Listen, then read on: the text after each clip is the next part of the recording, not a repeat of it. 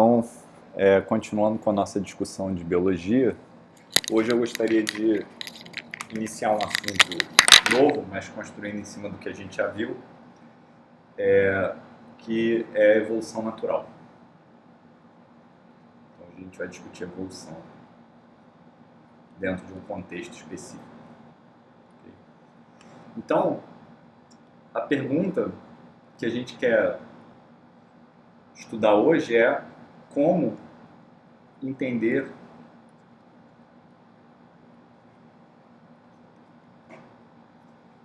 números em biologia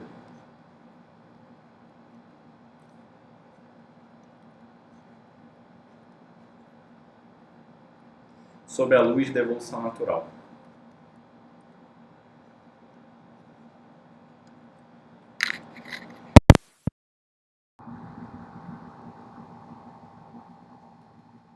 Então essa é uma pergunta que a gente vai estudar hoje, né? O nosso curso está sendo baseado nessas aulas do Uri Allen, que eu já mencionei para vocês antes, e hoje também vai ser baseado numa aula dele, né? Então, tem essa ideia, né, que a primeira vez que eu ouvi essa ideia foi atribuída ao físico Freeman Dyson, que é uma personalidade que a gente vai ouvir falar um bocado ainda nesse curso, né? Ele dizia que evolução é a teoria unificada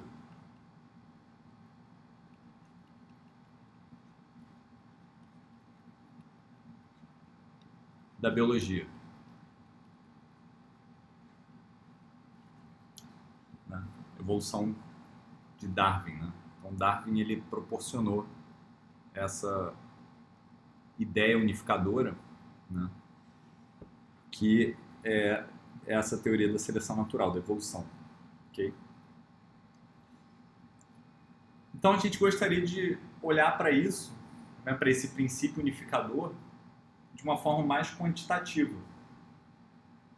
Então hoje a gente vai pegar um exemplo, a aula de hoje é estruturada dessa forma, pegar um exemplo simples, onde a gente pode falar da evolução de forma quantitativa e estudar ele, fazer uma teoria baseada na evolução, nessa ideia de evolução, e estudar isso usando experimentos, né? Probar esse modelo. Okay? Então a evolução é baseado nesse conceito de fitness.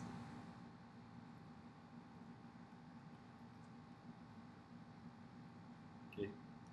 Que é o quão bom um ser vivo é num determinado ambiente. Esse conceito de fitness é meio difícil de definir em geral, mas a gente vai tentar definir fitness. Okay? Então a ideia é definir fitness como sendo a probabilidade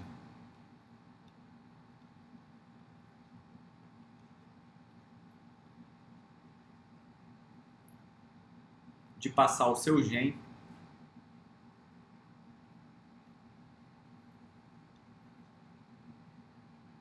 para a próxima geração.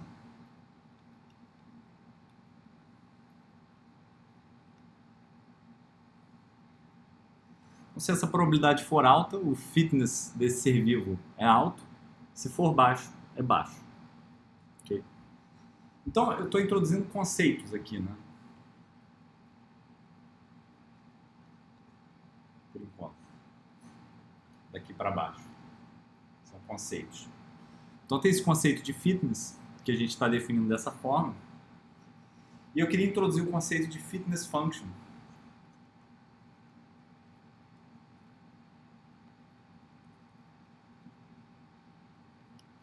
Esse conceito de fitness function, ele é o seguinte. Então eu tenho aqui a função fitness, que depende de algum traço. Esse T é traço. traits em inglês, né? E eu tenho algum landscape aqui, complicado possivelmente. Okay.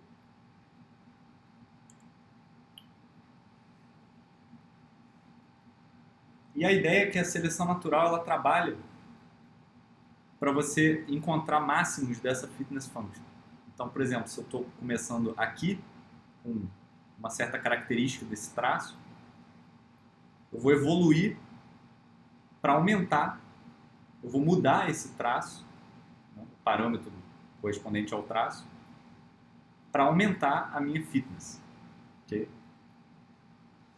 Esse traço pode ser qualquer coisa.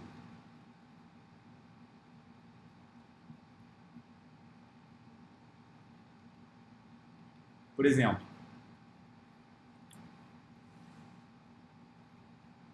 pode ser algum fenotipo, pode ser a cor do ser vivo, forma, pode ser o tamanho do bico, né? Se eu tenho um pássaro aqui, eu não sei como é que fala bico em inglês, mas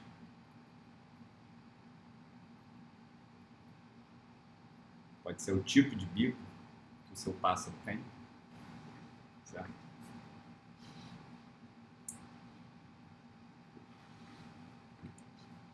Pode ser a concentração de uma determinada proteína na célula,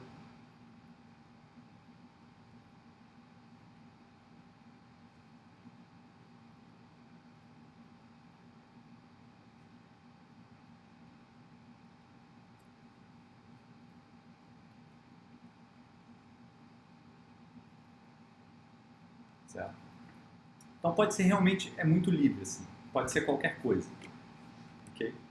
Então a ideia, né, a ideia dessa aula de hoje é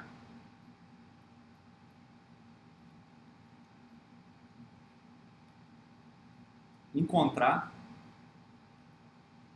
a função fitness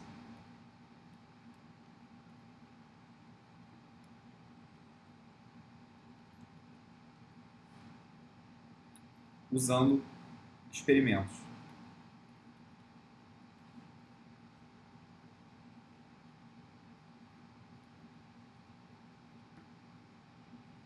Então essa é a ideia de evolução natural experimental no laboratório, né? Então tem essa função f que depende do traço, pode depender de várias variáveis, mas em cada contexto experimental a gente vai considerar uma variável só para simplificar, né? E aí eu quero encontrar esse landscape, né? Find the fitness landscape.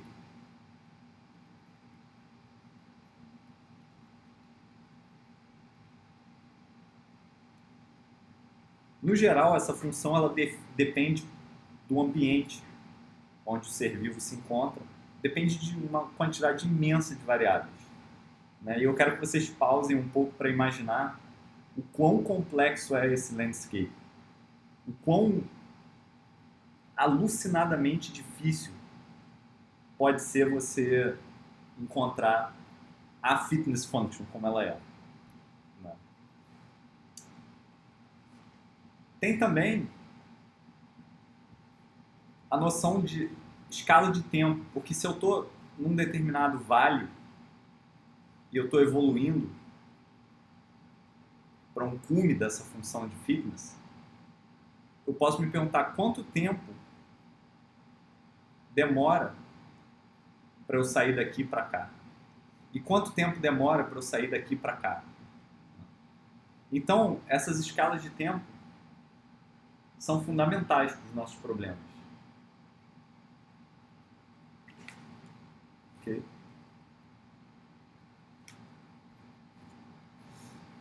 Por exemplo, pode ser que eu tenha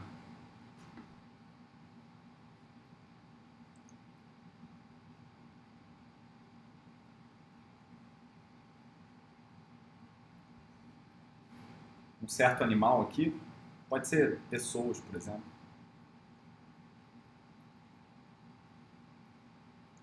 Não. E aí, aqui tem um determinado traço que é você ser bípede, andar em duas pernas, em pé. Assim. Okay? Aqui você é quadrúpede, por exemplo. Então, se tem vantagem você sair daqui e vir para cá, isso pode acontecer, sei lá, em alguns milhões de anos. Né?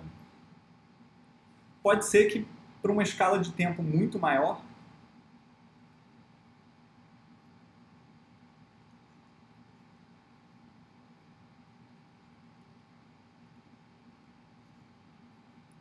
pode ser que seja mais interessante o ser vivo ter rodas, ao invés de pernas, certo? Então, só um exemplo idiota, uma coisa esdrúxula, né? Só que a gente não vê isso, né? Porque a gente está nesse máximo local aqui. E é tudo uma questão de escala de tempo, né? Tem essa ideia de que a evolução natural está acelerando.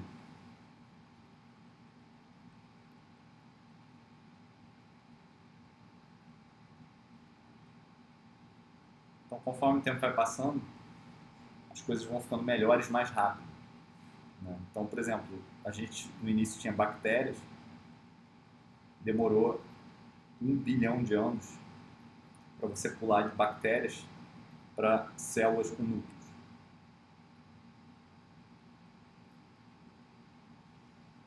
E aí demorou meio bilhão de anos para você pular para animais.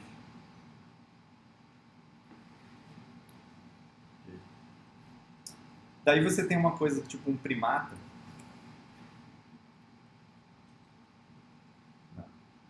Em uma questão de centenas de milhares de anos, quiloanos, né? 100 mil anos, você tem humanos. Okay? Então, essas escalas de tempo aqui estão ficando menores conforme a evolução natural vai acontecendo. Então hoje vamos olhar um exemplo. Né? O que a gente vai fazer hoje?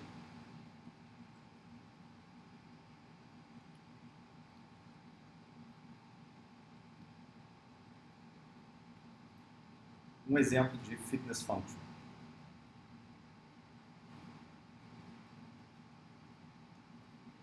Então vamos definir essa fitness function de forma quantitativa. Okay. O nosso exemplo, só para dar uma visão geral, né, o nosso traço, no nosso exemplo, vai ser a concentração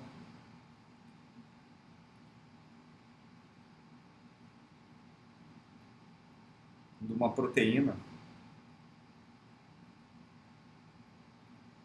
na bactéria E. coli, que a gente vem estudando. Esse é o traço. E a gente vai definir uma fitness function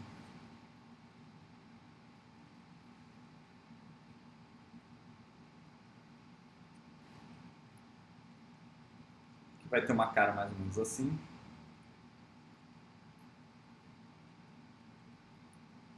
E conforme o ambiente muda, essa fitness function muda. Então daqui para cá, eu tive mudança do ambiente.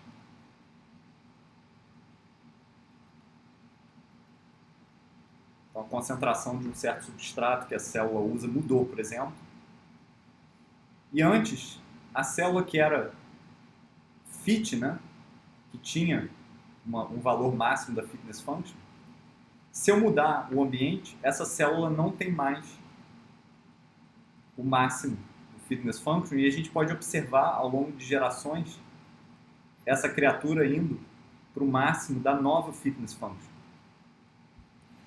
Então a ideia que a gente vai explorar hoje é isso, é encontrar um exemplo específico onde a gente pode ver esse fenômeno de forma quantitativa. Okay? Então, a aula de hoje é baseada nesse artigo aqui, Optimality in the Evolutionary Tuning of the Expression Level of a Protein, Dekel e Uri Allen, né? A gente está baseado no curso dele por enquanto. Então, o experimento que a gente vai olhar hoje é Dekel 2005. Okay. Então, como eu falei, o traço que a gente vai tratar é o número de cópias, ou a concentração, né?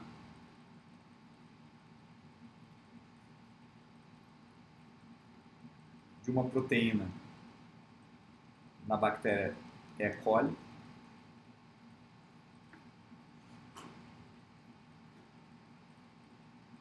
E a fitness function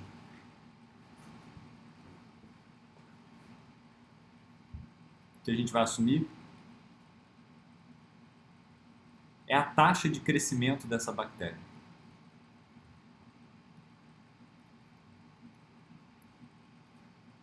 Então, por enquanto são equações conceituais, mas já vai ficar mais claro o que é isso. Qual que é a ideia por trás aqui? A ideia é que o número de bactérias ele segue um crescimento exponencial, né?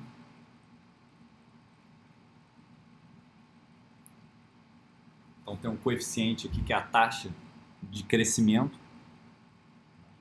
E esse coeficiente aqui, F, é o fitness function, é o growth rate. Isso aqui é igual a F.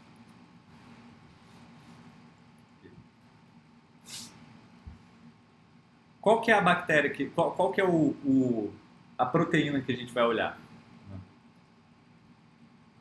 Para isso eu queria lembrar vocês, né, eu recomendei um vídeo para vocês assistirem ontem sobre esse lac operon, que é como que a bactéria E. coli lida com lactose. Okay?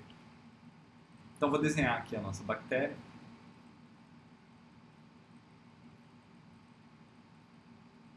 Tá aqui a bactéria.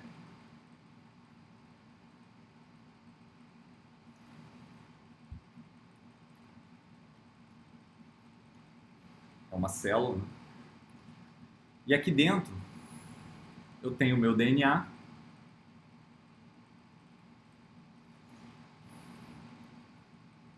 Tem aqui uma região de ativação. Eu tenho aqui uma região que codifica uma proteína chamada LAC-Z. E eu tenho uma região que codifica uma proteína chamada LAC-Y. Essa proteína LAC-Y, ela atua como uma bomba molecular. E essa bomba molecular, ela pega lactose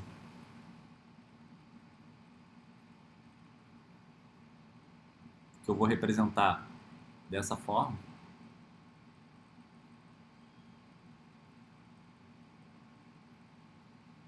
Essa aqui é uma molécula de lactose, que é alimento para a célula, né? É recurso que a célula usa para crescer.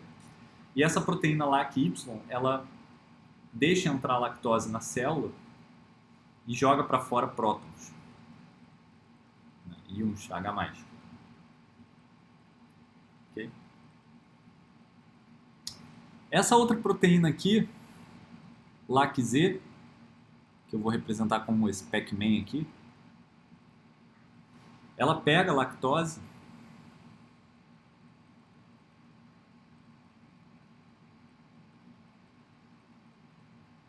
e quebra essa molécula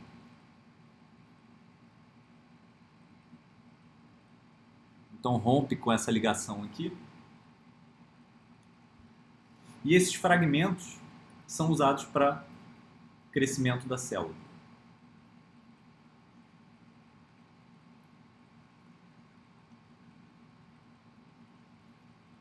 Okay? Então, esses são os recursos básicos que a célula vai usar para crescer. Além disso, tem um transcription factor aqui, que é um repressor, que é o chamado LAC-I, que ele reprime a produção de LAC-Z e LAC-Y. Só que esses fragmentos da lactose, eles reprimem a ação desse LAC-I. Eles se ligam no LAC-I e impedem ele de se conectar no DNA e impedem a proibição da produção desse LAC-Z. Então isso aqui é uma rede, né? Da forma como a gente viu das últimas aulas. Então tem esse conceito de rede, né, que regula o que essa bactéria faz na presença de lactose. Okay? Então só para botar um pouco a imagem dessas coisas de forma mais concreta para vocês, né? Essa daqui é a molécula de lactose, né? A representação dela aqui é 3D e aqui a fórmula dela. Okay. E aqui está são exemplos de bombas moleculares, né, que atuam nessa bactéria E. coli. Né? Não é o exemplo LAC-Y, mas são outros exemplos. Por exemplo, o LAC-Y é uma coisa assim, ele é exatamente análogo a isso. Tá? Ele deixa entrar e sair coisas da célula de forma controlada. Né? Isso aqui eu peguei nesse livro do Good Cell, The Machinery of Life. Né? Então está aqui o exterior da célula e as coisas passam para cá. Por exemplo, essa aqui é uma bomba de magnésio, uma bomba de sódio e hidrogênio. Essa daqui escolhe entrar vitamina B12 e por aí vai. Então tem essas ideias, né, de que as proteínas atuam como máquinas moleculares. E é muito interessante a física desse negócio. A gente vai eventualmente estudar exemplos do processo físico disso, de como é que isso funciona, né? Fazer a mecânica, né, dessas máquinas moleculares. Mas hoje elas vão aparecer só como um personagem na nossa história. Okay? Se vocês quiserem saber mais sobre o Lac-Operon, eu também recomendo vocês darem uma olhada no Cell Biology by the Numbers, que é um dos livros que a gente está seguindo.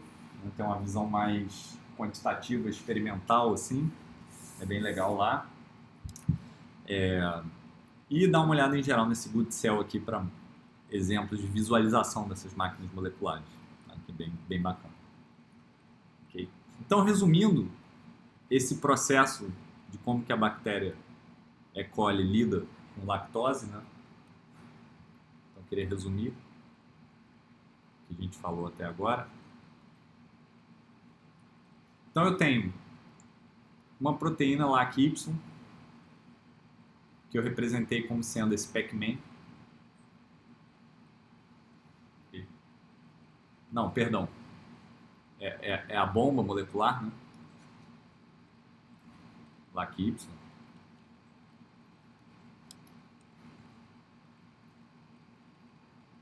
É uma bomba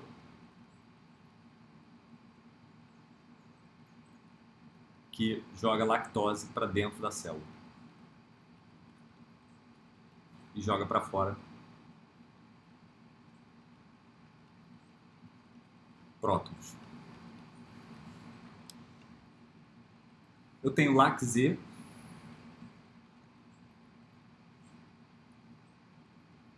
que quebra a lactose nesses fragmentos.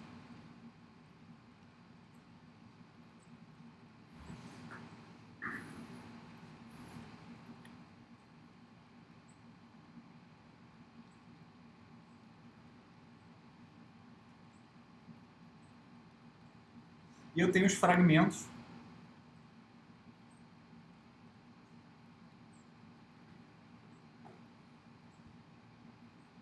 que liberam o repressor LAC-I, impedem ele de se ligar no DNA e logo impedem ele de reprimir a produção de LAC-Z e LAC-Y, então, consequentemente, esses fragmentos induzem produção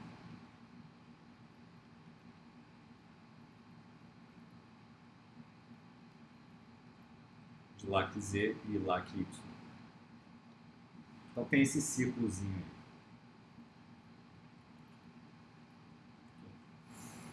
Então, como eu já falei algumas vezes, né, o nosso trait,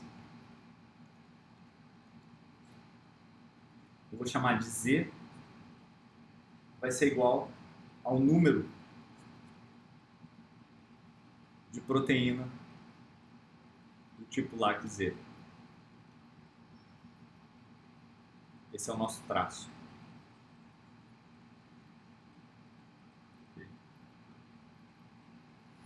Eu quero definir o Z wild type, WT é sigla para wild type, que é o valor de Z que você encontra de forma estacionária na natureza. Então esse Z wild type, ele é 60 mil proteínas por célula. Então uma E. coli tem naturalmente 60 mil proteínas por célula. Okay? E eu quero entender por que 60 mil.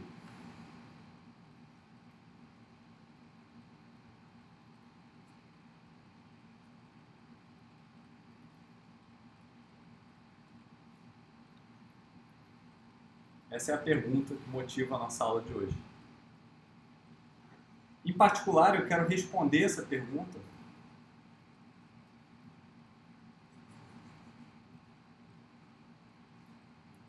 sobre a luz da evolução natural.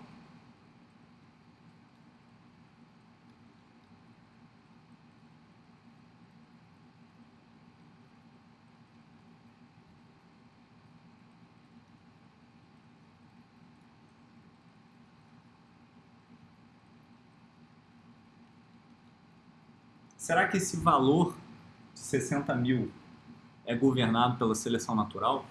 Essa é a pergunta. Então vamos fazer um experimento, né? Vamos seguir os nossos amigos Deckel e Allen, né? Que fizeram esse experimento, está publicado na Nature, em 2005, e vamos tentar responder essa pergunta. Ok? Antes disso, eu queria introduzir uma ferramenta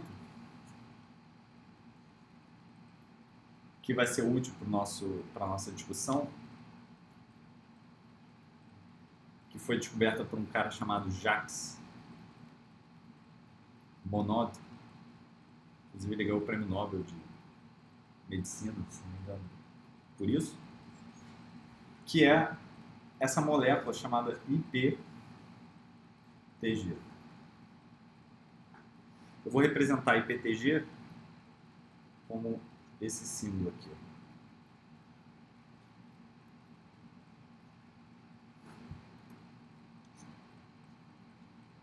Okay.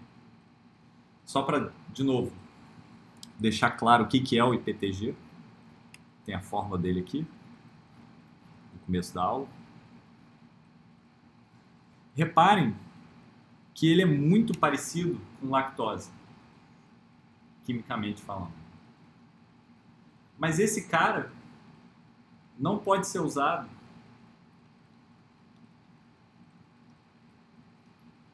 para o crescimento da célula. Então a célula, ela vai se ligar nisso aqui, né? Ele tem um comportamento muito parecido com a lactose. Ele vai entrar dentro da célula devido à ação da máquina molecular LAC-Y, né? O LAC-Y vai deixar ele entrar na célula. O LAC-Z vai quebrar ele, vai reduzir esse cara. Ele vai atuar exatamente como a lactose mas ele não pode ser usado como uma ferramenta, como um recurso para crescer a célula. Além disso, ele também não é tóxico para a célula. Ele não faz nada. Ele só induz a produção de LAC-Y e LAC-Z. Mas ele não dá nada em troca. Ele não dá recursos como a lactose daria para você poder crescer a célula. Então é uma coisa meio inútil para a célula, né? Então com esse IPTG,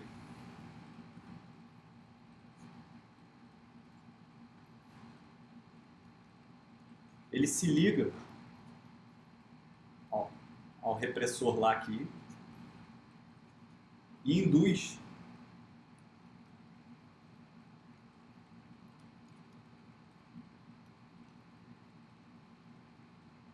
o sistema. Ou seja, induz produção de LAC-Z e LAC-Y.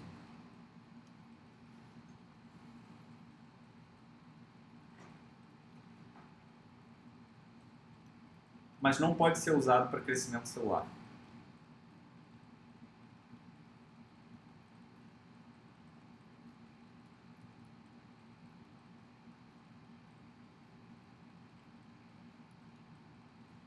E também não é tóxico.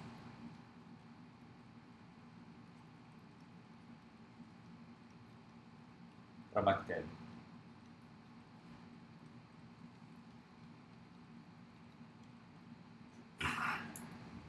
Em outras palavras,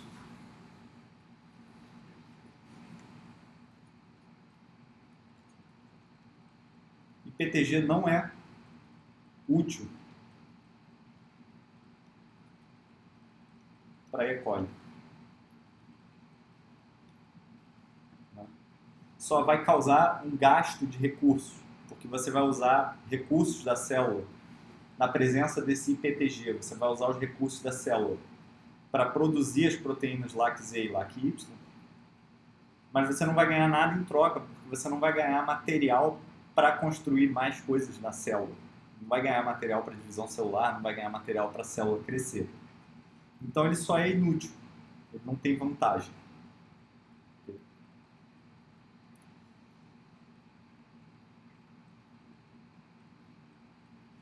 Então a gente pode colocar essas bactérias E. coli em solução com esse IPTG e tentar quantificar o custo de produzir LAC-Z. Então posso fazer um gráfico em função do tempo, do número de bactérias. Eu começo com um número igual no meu tubo de ensaio. Aqui está a curva se eu não tiver IPTG na solução. IPTG igual a zero. Se eu tiver IPTG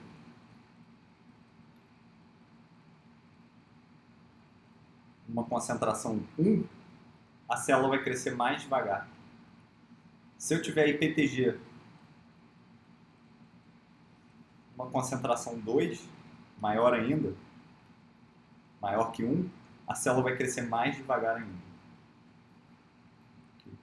Então, na presença de IPTG, a taxa de reprodução da célula diminui, o fitness dela diminui, como a gente definiu. E aí eu posso fazer um gráfico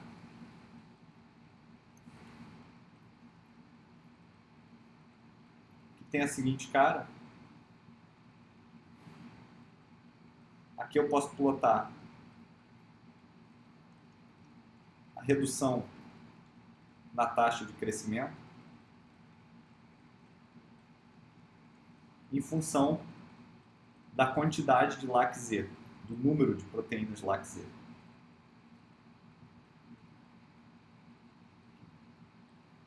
E a gente pode medir esse gráfico e ele tem essa cara aqui, ó.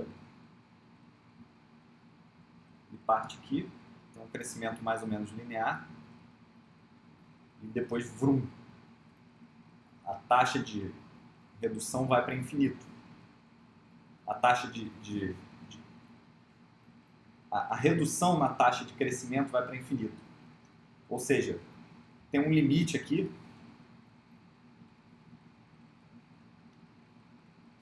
que, apesar do IPTG não ser tóxico para a célula morre porque ela está gastando todos os recursos dela em produzir LAC-Z e não está tirando nada disso. Okay? Então ela simplesmente não cresce. Okay?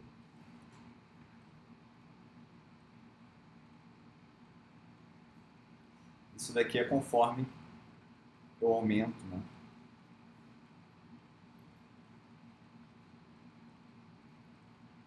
IPTG.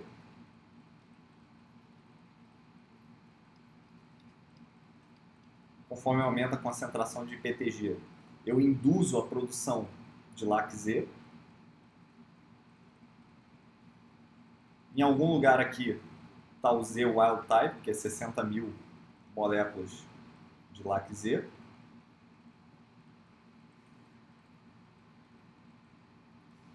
Isso aqui tem uma redução na taxa de crescimento de aproximadamente 5%.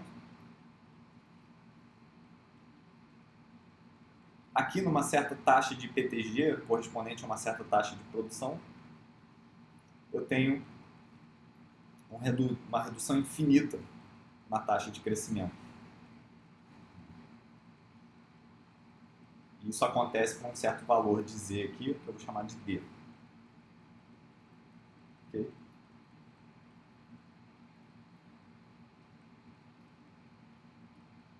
Então, essa função custo, eu vou chamar de C, como função de Z, ela vai ter a seguinte cara. Né? Eu vou criar um ansatz para ela aqui. Ela é uma constante vezes Z, ela cresce linearmente, né? Esse custo de produzir. O custo de produção de LAC-Z, ele inicialmente cresce linearmente com a quantidade de Z, né? Com a quantidade de IPTG, mas quanto mais IPTG, mais Z eu tenho. E aí chega num determinado momento, que é quando Z aproxima o valor dessa concentração D de death, né? De morte, que todo o recurso da célula está sendo usado para produzir LAC-Z e ela não ganha nada com isso, ela não cresce. Okay? Então a função custo ela vai para infinito quando Z aproxima esse D aqui. Isso tudo são coisas que a gente pode medir, gente. Você pode calibrar esses gráficos aqui em laboratório. Você pega um tubinho de ensaio lá com as bactérias e aí você submete elas a uma concentração dada de IPTG e você vê esse comportamento aqui e a gente usa isso para fazer esse ansatz aqui essa função. Okay? Então estou postulando que essa é a função custo. Esse é o custo de produção dessa proteína LAC-Z. Okay. Vamos quantificar o benefício.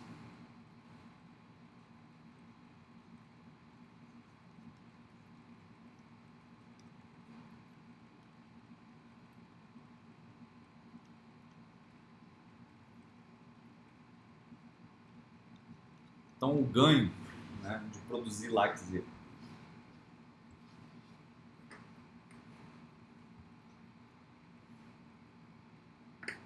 Eu posso olhar um gráfico que é o seguinte, para extrair essa informação. Pensar numa função. Eu posso olhar para esse gráfico aqui. Esse aqui é o crescimento, o growth rate, né, da bactéria, e eu posso olhar isso em função da concentração de lactose. Então, L é a concentração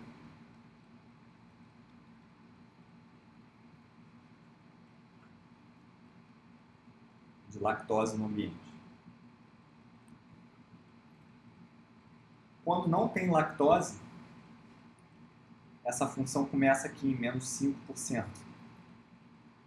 Tem uma redução. Conforme eu vou subindo esse cara daqui, eu ganho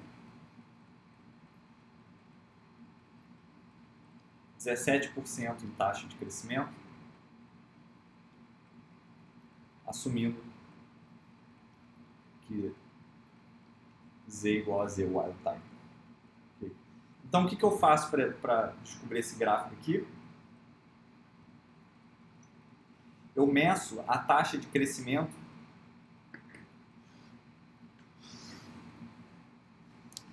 em função da concentração de lactose no meu tubo de ensaio para um determinado valor de IPTG, porque o valor do IPTG governa o valor do Z.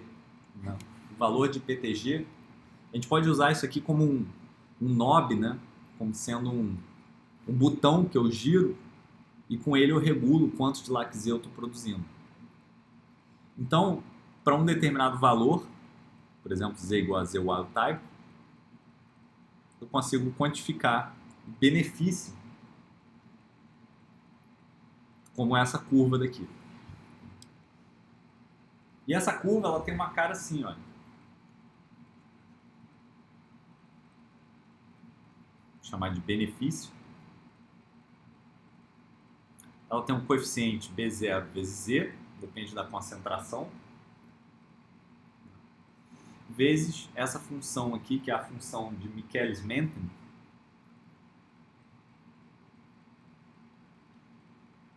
que é a função da concentração de proteína.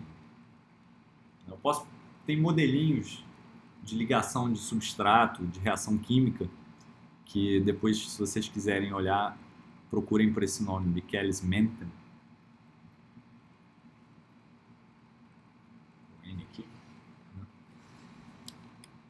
Mas ela basicamente tem essa cara. Okay. Então vamos definir agora o nosso fitness function.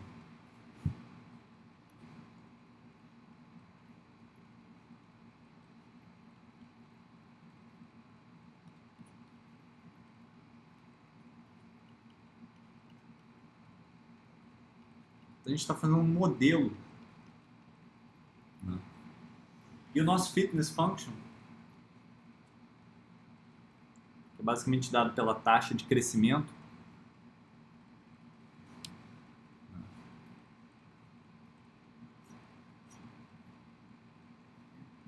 eu motivei isso aqui com esses gráficos, né? Claro, mas eu poderia chegar aqui e definir direto o fitness function, que ele é a função da quantidade de Z e da concentração de lactose no ambiente. Esse aqui é o nosso traço. Isso daqui é um parâmetro do ambiente.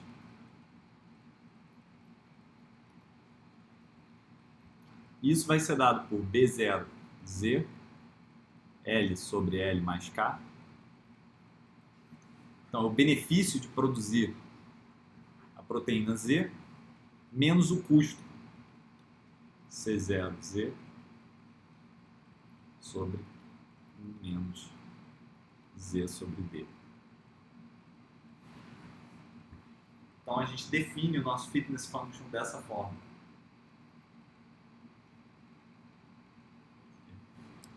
E a gente pode olhar para o gráfico dessa função.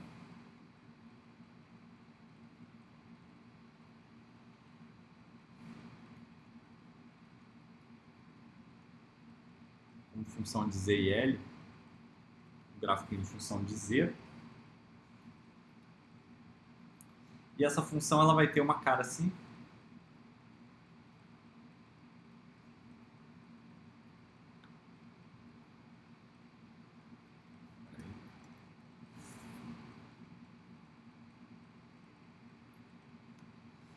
Por exemplo, para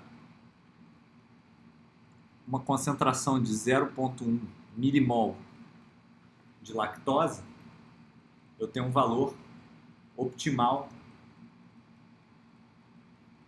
aqui, que é a função dessa concentração de lactose. Aqui, se eu mudar a concentração de lactose para 0,6, por exemplo, esse valor optimal muda. O pico dessa função fitness muda.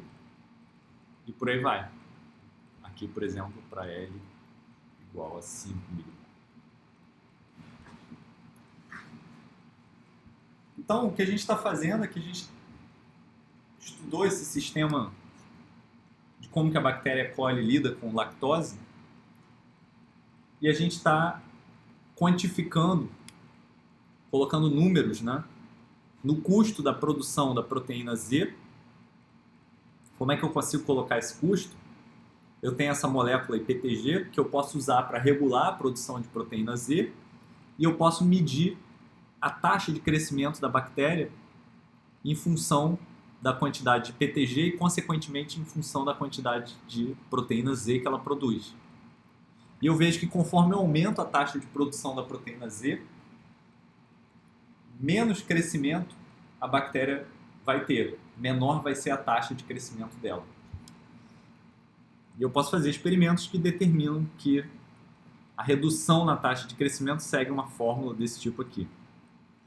De forma similar, eu posso fazer uma coisa para o benefício de produzir a proteína Z. Eu posso estudar isso em função do L, por exemplo, da concentração de lactose. Então eu boto uma certa quantidade de PTG, o que faz com que eu regule a quantidade de proteínas Z que são produzidas. E aí eu posso estudar o comportamento do crescimento dessa bactéria em função da quantidade de lactose que tem no ambiente onde ela está.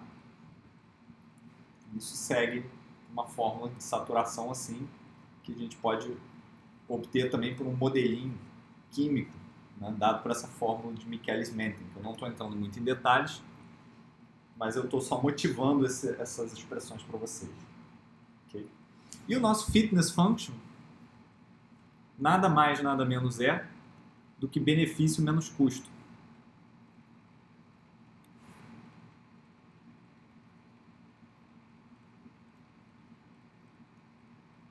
Ou a taxa de crescimento. Repara que se o Z optimal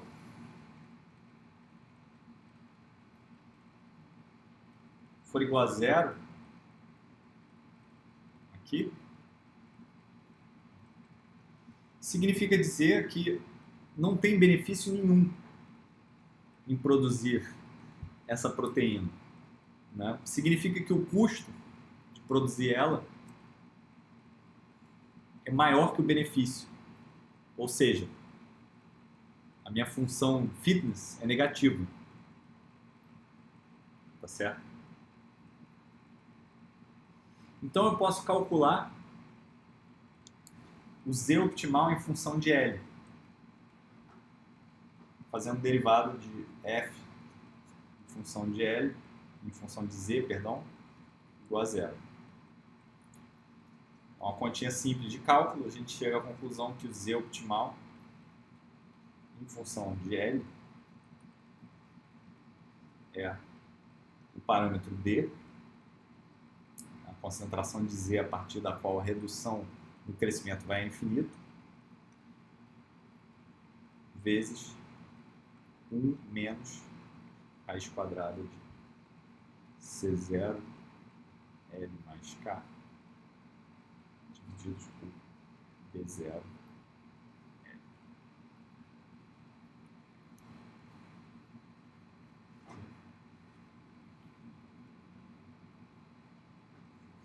Além disso, existe um valor L crítico tal que o Z optimal é igual a zero, ou seja, não tem a função fitness é negativa, então não tem vantagem nenhuma produzir a proteína Z.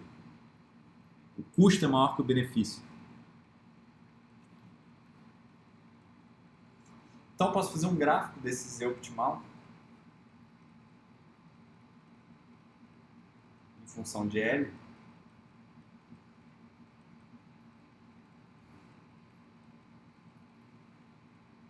Está aqui o meu L crítico. Abaixo desse L crítico não tem vantagem de produzir a proteína Z.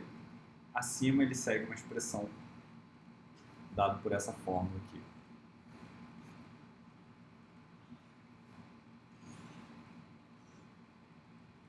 Ok? Então esse é um modelo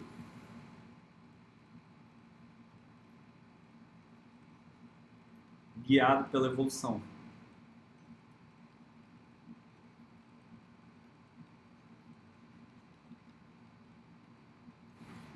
Okay? Então a gente pode fazer experimentos.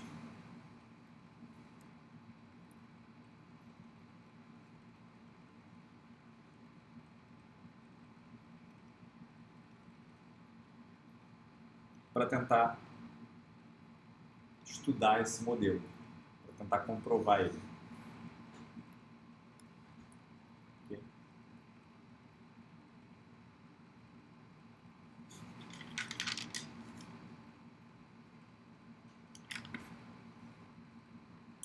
Ou seja, a gente quer estudar conforme a gente causa mudanças no ambiente, né? O que antes era o optimal para uma certa concentração de lactose, por exemplo, eu quero ver o meu sistema, a minha bactéria evoluindo para uma coisa diferente, conforme eu mudo esse ambiente.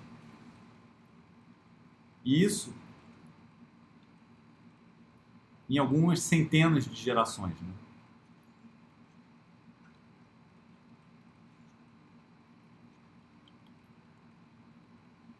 Okay? Então, em algumas centenas de gerações, eu quero ver, depois de uma mudança ambiental, a bactéria evoluindo, né, para um determinado ambiente. Para um determinado valor optimal desse traço. Okay?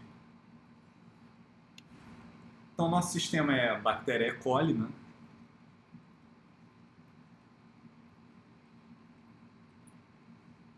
Então, a gente começa e cresce essa bactéria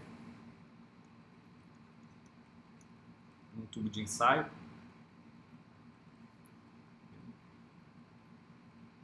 E aí, a gente espera um dia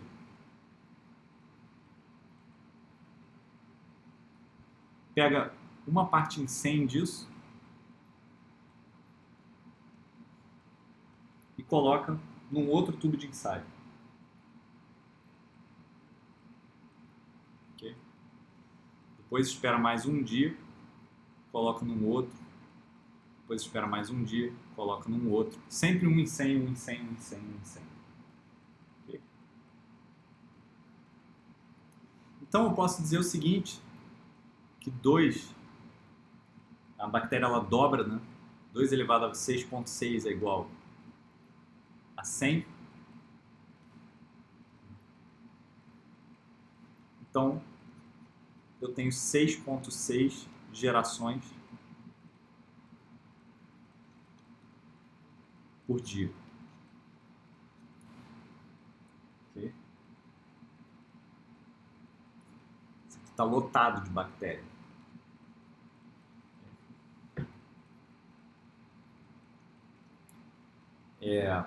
Então, em 2 semanas, eu tenho da ordem de 100 gerações. Então, só para dar uma escala de tempo para vocês. Okay? E aí, o que eles fizeram foram 7 experimentos em paralelo.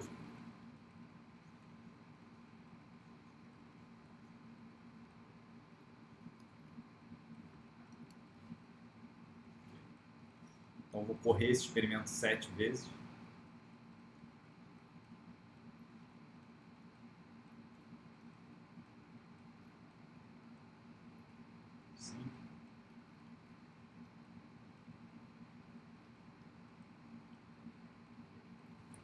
Num deles, eu boto 0 concentração de lactose.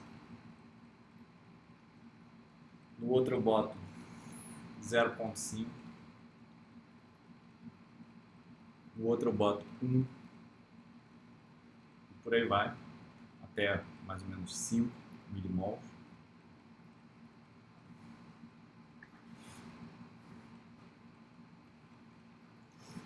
E eu coloco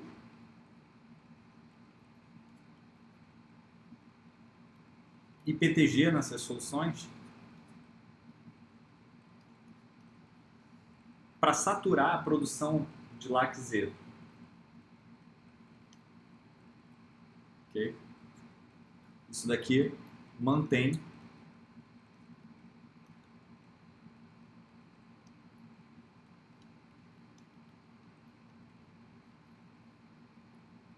a produção de LAC-Z no valor wild type dela, que é 60 mil. Então eu forço essas bactérias a produzirem 60 mil proteínas dessas, de LAC-Z. Tá? Então a pergunta, né?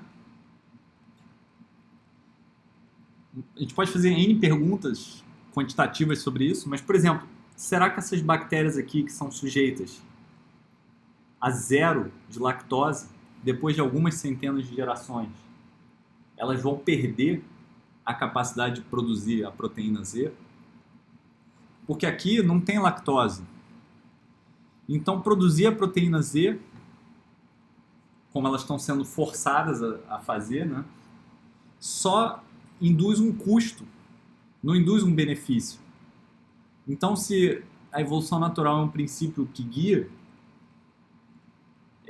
essas bactérias que estão sujeitas nesse ambiente com zero de lactose, elas devem perder a capacidade de produzir essa proteína Z. Certo? Então a gente pode fazer um gráfico que tem essa cara aqui.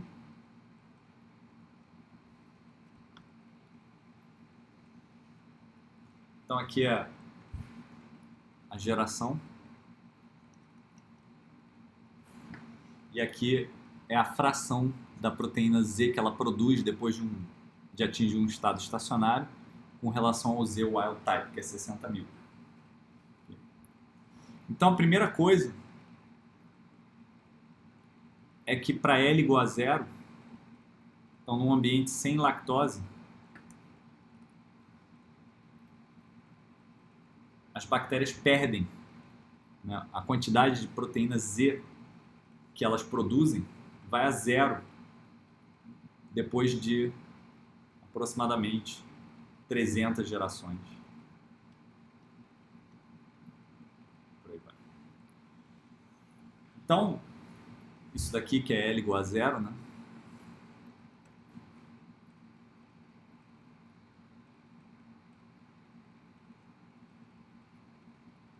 Num ambiente com zero de lactose, não tem vantagem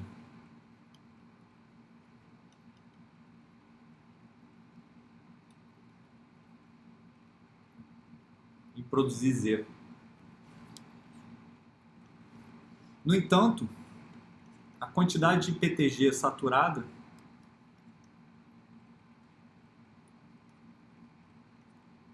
força a produção de uma quantidade máxima de Z igual ao Z wild type. No início, né? Mas aí você evolui isso num teste num tubo de ensaio, né? E depois de algumas centenas de gerações, as bactérias elas não têm mais essa capacidade de produzir a proteína Z. Você pode pegar essas bactérias evoluídas, né?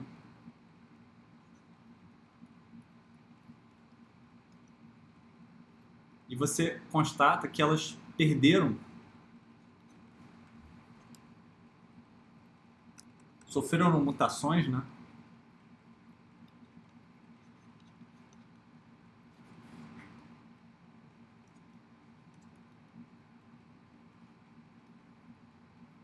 E perderam a habilidade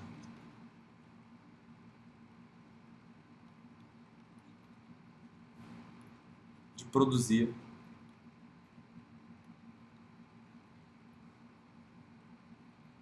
LAC-Z.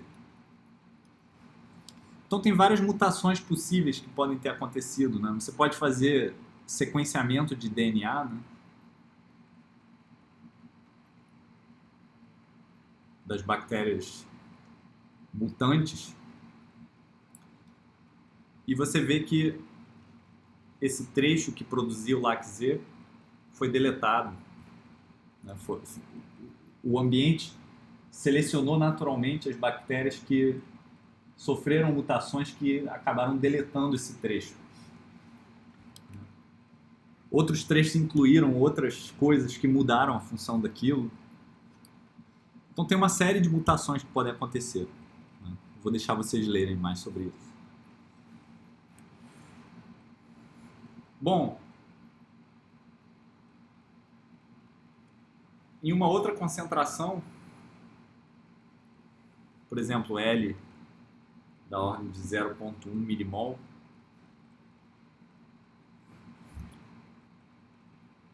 a produção de LAC-Z estabiliza um certo valor aqui.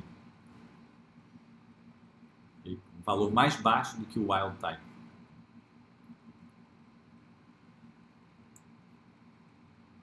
Para L igual a 0,5 milimols, ela se mantém. E conforme eu aumento a concentração, depois de algumas gerações, a gente observa que quando você tem muita lactose, é interessante para a célula produzir mais proteína Z. Ela vai extrair alguma coisa, o custo dela vai ser maior. Então, em concentrações muito grandes, 2 milimols ou até 5 milimols, é mais interessante, você incluiu o benefício, você aumentou o benefício dessa função custo aqui. Você aumentou esse benefício, porque o L aumenta. Então, o que acontece, né, é que se antes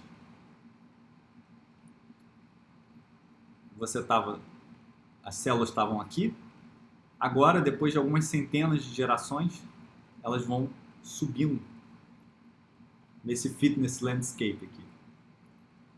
E tudo isso pode ser feito quantificado, né? Porque agora a gente tem um modelo, a gente pode fitar essa função aqui, né? Inclusive, a gente pode usar experimentos para descobrir a forma do fitness function. Okay? Então, exatamente isso que esse experimento de Deckel e Allen mostra, né? Que num contexto concreto, você consegue definir um fitness function, que é a função do ambiente, e função de um traço do organismo, e mudanças no ambiente vão mudar o valor optimal desse traço, para mais ou para menos. E é muito bonito que a gente consegue fazer isso de forma quantificada e checar com experimentos. É física, gente, de verdade, né? É física de verdade, de um sistema altamente complexo. E tudo isso é guiado por essa ideia da evolução, da seleção natural, né, de Darwin, que é, segundo Dyson, o princípio unificador da biologia. Então, com isso, eu quero convidar vocês ao longo do semestre, pensarem nesse fitness function, né? Quando eu estudei teoria quântica de campos pela primeira vez, eu fiquei chocado com a chamada função de partição do campo quântico, que é um para quem não conhece, muitos de vocês já estão familiarizados com isso, mas é uma função a partir da qual é uma função geratriz, então você usa ela para gerar correlatores, né, que no final das contas você usa para calcular seções de choque de certos processos em física nuclear e em física de altas energias. Então é uma função a partir da qual você consegue extrair informação sobre experimentos que você pode fazer na natureza. E é incrível como dentro dessa função você tem resposta para perguntas gigantescas. Como é que um elétron espalha um fóton? Como é que você cria um bóson de Higgs? Como é que o bóson de Higgs dá massa para as partículas do modelo padrão? Como é que quarks e gluons formam um estado estável, que a gente conhece como próton. Tudo isso sai dessas funções de partição do modelo padrão da física de partículas de altas energias. Então, a função de partição ela é um bicho meio que gigantesco que esconde dentro dela a resposta para várias perguntas. Agora que eu estou aprendendo sobre biologia com vocês, eu vejo esse fitness function como a mesma coisa. Então, imaginem um fitness function que está lá no mundo de Platão, né? E que tem a resposta para tudo que vai acontecer conforme o tempo, nas escalas de tempo corretas, conforme elas forem passando. Como é que os seres vivos, como é que os bichos, como é que a natureza vai evoluindo. Então me deu uma certa alegria pensar nessa analogia entre a função de partição em teoria quântica de campos e o fitness function.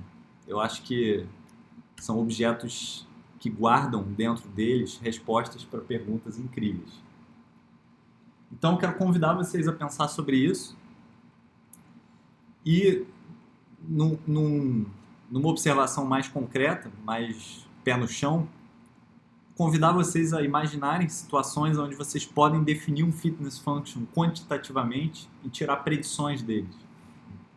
Ou então fazer experimentos que vocês possam extrair o fitness function e depois usar ideias né, usar propriedades ou usar princípios que definam esse fitness function para falar coisas mais gerais sobre seres vivos. Talvez em contextos simples, mas ainda assim universais. Então eu vou ficar por aqui e a gente discute tudo isso na próxima aula. Um abraço a todos.